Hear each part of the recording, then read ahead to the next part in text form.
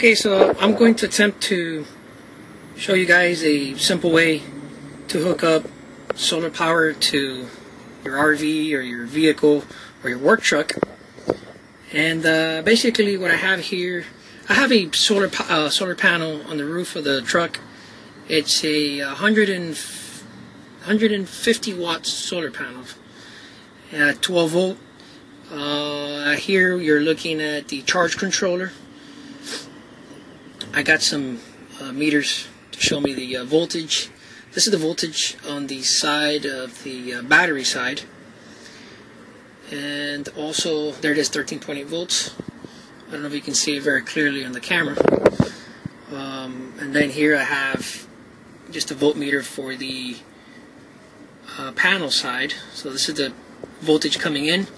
This is the voltage charge. It also cycles through the time. Right now it's noon and degrees.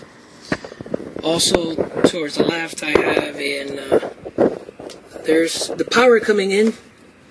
So basically my panel right now is producing 15 volts at 6.2 amps. So that's like 90 something watts of power. Once again it's noon. And my panel is sitting flat on the roof. It's not perfectly angled towards the sun.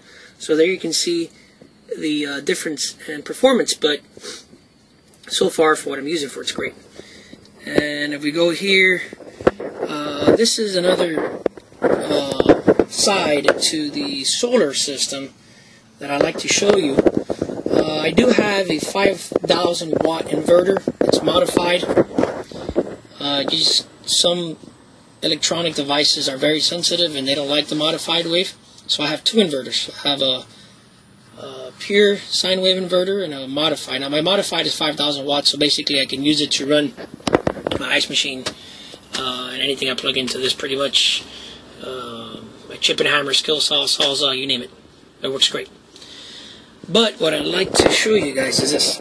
Now this is a capacitor, and it's a 6 farad capacitor. And basically it saves your battery bank when the inverter calls on for an initial load. Your battery suffers because the voltage drops. What this does is this allows it to it takes that heavy load off of the battery bank, and then it allows it to function much better. Your battery life will become longer, etc., etc. And also your load doesn't suffer either.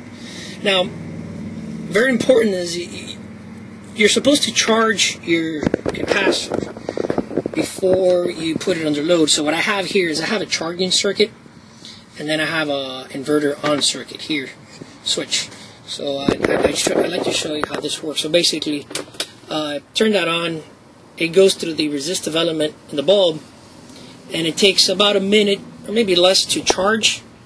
And then once it starts charging, as you can see, the light starts to dim. And once it hits a certain voltage, the light indicator on the capacitor should come on. And there it goes. You can see it starts climbing.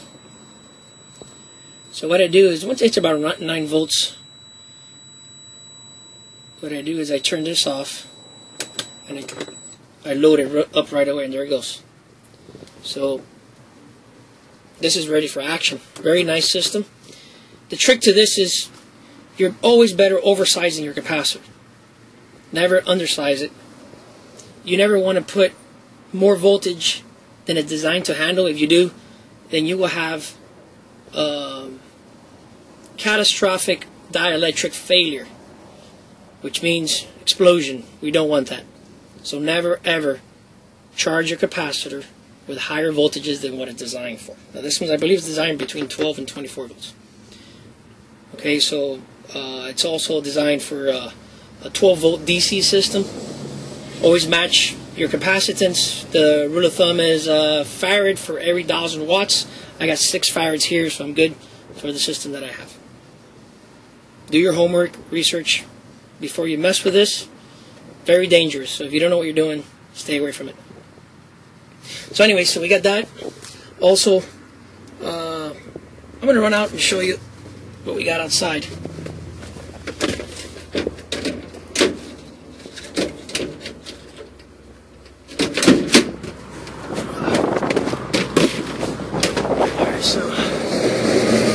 got those panels there. They're just for looks, but this is the one here. This is 150 watts, I believe. There's the information.